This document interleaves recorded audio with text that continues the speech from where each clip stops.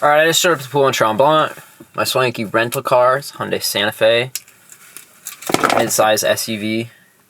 Hope you have a big trunk, because I'm putting my bike in it. And I gotta do a little 3K swim. It's just taper week, so I'm just getting on the time change, trying to do one workout a day at the time of the race. And that was a bike ride this morning. It's a run tomorrow. And today, just gotta go blow out.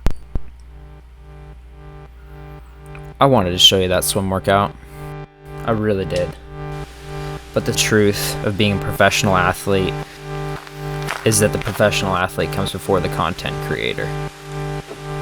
As much as I love filming, editing, and sharing my story, the training has to come first. So when I run out of battery, when I forget a camera, the story just doesn't get told. Luckily, there's always another workout. This year has been less than smooth, to say the least.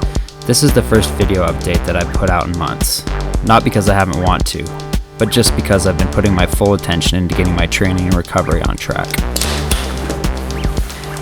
I came to Tremblant looking for my first podium of the year and the unforgettable race experience that they put on. Comfortable with my homestay and her dog Teo, I went through the race week motions and got mentally prepared for the effort.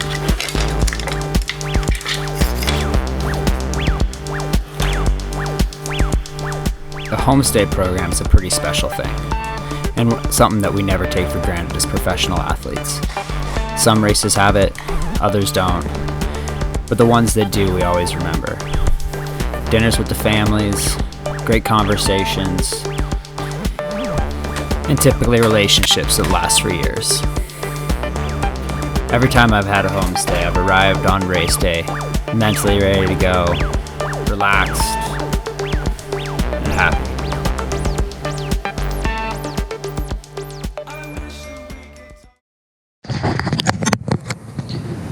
Alright, I'm here on the Petite Train du Nord, which is a long rails trail system in Quebec. I'm just out spinning my legs out. I'm going to be here in Montreal for the next 3 days actually, and I'm going to Argon18 to pick up some new hotness. It's the day after 70.3 Tremblant. I got third place, which I'm pretty stoked on actually. I went into the race thinking it would be great if I could get on the podium. I thought I had a chance at winning it if all systems were go, and I think all systems were pretty close to go, and it's the first time this year that I've really felt good on a run. So I'm happy with it. Last race I did, I got fourth place in 7.3 Victoria. This one's third. Just keep that trend going all the way to World Championships, and no problem. On race morning, I scrambled to get to the start line for the swim, amidst the chaos of the several thousand other excited triathletes. I hit the water with less than my usual warm-up, but the more I race, the less I feel it matters. Mental space is paramount for me, and after leading the swim and settling in on the bike, I rode with Brent McMahon and super swimmer Hunter Lucy for the entire 90K. Meanwhile, Andrew Yoder and Jackson Laundry powered to the front, and my trio started the run with a 90-second deficit. Brent and I got out strong, and it wasn't until 10K that I couldn't quite hold on to his pace anymore, and the gap started to grow. Around the time I passed Andrew Yoder and clinched the third step of the podium, champagne showers and stinging eyes ensued. Another race, another step in the right direction.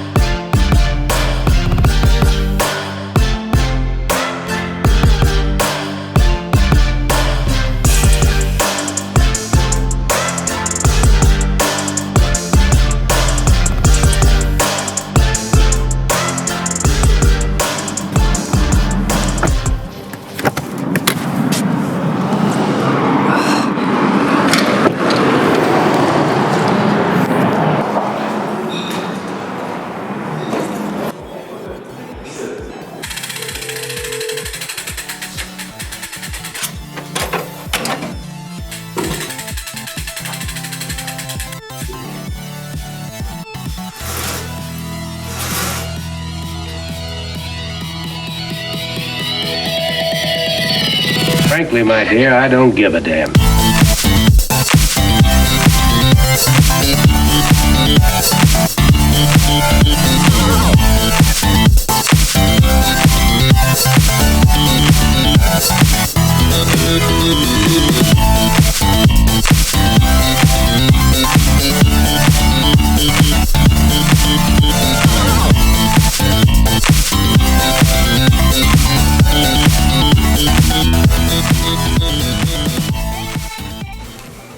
Okay, so I just finished up my first ride on the new E118 Pro time trial bike, and it was pretty wet, and which was actually the best possible conditions that I could have asked for to validate my desire for disc brakes.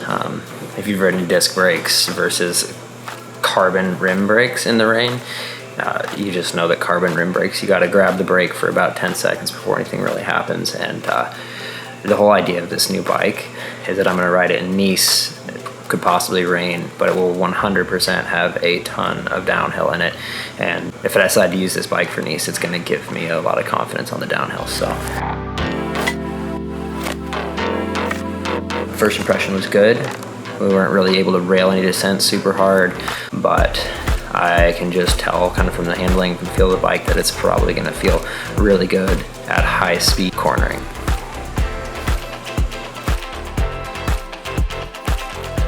Tomorrow we're going to do some aero testing on the Formula 1 track, really find out if there's any sort of significant difference for me between the two bikes, between the 119 Tri and the 118 Pro. And assuming that those things are all equal, it'll really come down to the confidence on the descents. So we're going to find out. It's going to be sick.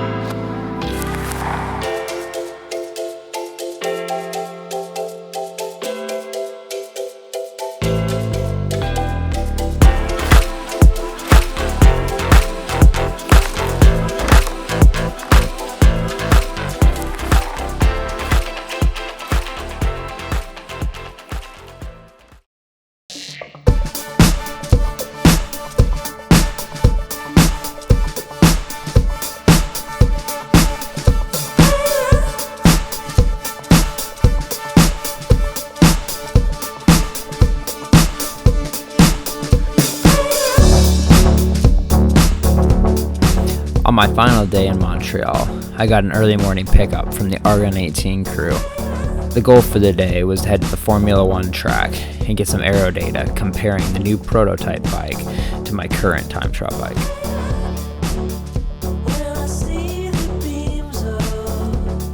Montreal is such an awesome city, and I couldn't help but film the entire drive there.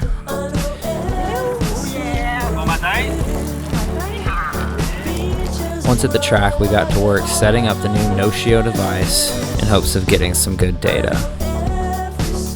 Unfortunately, we ran out of time and were only able to do tests on the new bike. It's alright though, because now that I know the protocol and how to set up the no-show device, I can do testing at home on both bikes with different helmets, different aero bar setups, different wheel setups, anything I want to test to get ready for racing.